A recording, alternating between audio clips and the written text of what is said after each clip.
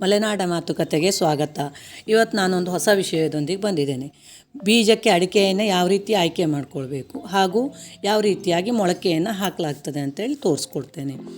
ಮೊದಲು ಈ ರೀತಿಯಾದ ಒಂದು ಚೀಲವನ್ನು ತೆಗೆದುಕೊಳ್ಬೇಕು. ಅದರ ಬುಡದಲ್ಲಿ ನಾವು ಬೆಳೆ ಹುಲ್ಲನ್ನು ತೆಗೆದುಕೊಂಡಿದ್ದೇವೆ. ಬೆಳೆ ಹುಲ್ಲನ್ನು ಹಾಕಬೇಕು. ನಂತರ ಒಂದಿಷ್ಟು ಅಡಿಕೆಯನ್ನು ಹಾಕಬೇಕು. ಹೀಗೆ ಮತ್ತೆ ಹುಲ್ಲನ್ನು ಹಾಕಬೇಕು, ಮತ್ತು ಅಡಿಕೆಯನ್ನು ಹಾಕಬೇಕು. ಈ ರೀತಿಯಾಗಿ ನೀವು 2-3 ಸ್ಟೆಪ್ಪಲ್ಲಿ ಮಾಡಿದರೆ ಏನೂ ತೊಂದರೆ ಇಲ್ಲ.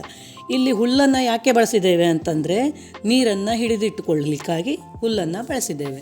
ಮತ್ತು ಬೇರು ಬಿಟ್ಟರು ಇದು ಒಂದಕ್ಕೊಂದು ಗಟ್ಟಿಯಾಗಿ ಹಿಡಿದುಕೊಳ್ಳೋದಿಲ್ಲ. ಈ ಹುಲ್ಲಿನ ಜೊತೆಗೂ ಅದರ ಬೇರು ಹರಡಿರುತ್ತೆ. ಇದನ್ನು 2-3 ರೀತಿಯಲ್ಲಿ ಬೀಜದ ಅಡಿಕೆಯನ್ನು ಹಾಕಲಾಗ್ತದೆ. ಒಂದು, ಭೂಮಿಯ ಮೇಲೆ ಮಣ್ಣು ಮತ್ತು ಗೊಬ್ಬರವನ್ನು ಮಿಕ್ಸ್ ಮಾಡಿ ಸ್ವಲ್ಪ ದೂರದಲ್ಲಿ ಹಾಕ್ಬೋದು.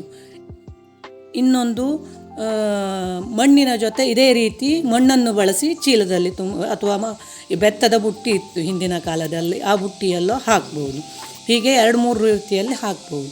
ನಮ್ಮ ಈ ಹಳ್ಳಿಯಲ್ಲಿ ಕೆಲವೊಮ್ಮೆ ಏನಾಗುತ್ತೆ ಅಂದರೆ ಈ ಹಂದಿಗಳ ಕಾಟದಿಂದ ನಾವು ಗಿಡವನ್ನು ಬಚಾವು ಮಾಡಿಕೊಳ್ಳೋದು ತುಂಬ ಕಷ್ಟ. ಆದ ಕಾರಣ ನಾವು ಈ ರೀತಿಯಾಗಿ ಮನೆ ಸಮೀಪದಲ್ಲೇ ಹಾಕಿಕೊಂಡಿದ್ದೇವೆ. ಈಗ ಬೀಜದ ಆಯ್ಕೆಯನ್ನು ಯಾವ ರೀತಿಯಾಗಿ ಮಾಡಬೇಕು? ಪ್ರತಿ ವರ್ಷವೂ ಬೆಳೆ ಬರ್ತದೆಯೋ ಇಲ್ಲೋ ಅಂಥೇಳಿ ಗಮನಿಸಬೇಕು. ಒಂದು.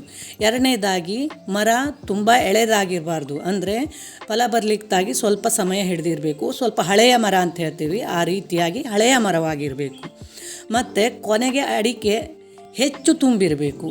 ಅಡಿಕೆ ಕೊನೆ ಅಂತ ಹೇಳ್ತೇವಲ್ಲ, ಆ ಕೊನೆಗೆ ಅಡಿಕೆ ಹೆಚ್ಚಿರಬೇಕು. ಮತ್ತು ಅದು ಗೆಜ್ಜೆ ಟೈಪಲ್ಲಿ ಇದ್ದರೆ ತುಂಬ ಉತ್ತಮ. ಯಾಕೆಂದರೆ ದೂರವಾಗಿದ್ದರೆ ಬೆಳೆ ಕಡಿಮೆ ಬರುತ್ತೆ.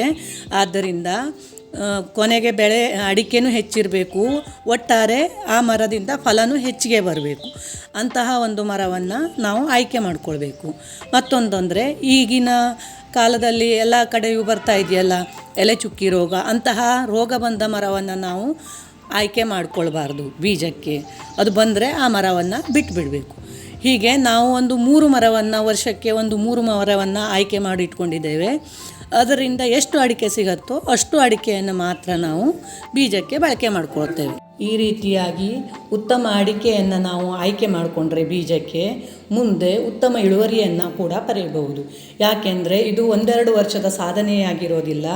6-7 ವರ್ಷಗಳ ಕಾಲ ಸತತವಾಗಿ ನಾವು ಇದರ ಆರೈಕೆಯನ್ನು ಮಾಡ್ತಾ ಇರಬೇಕು.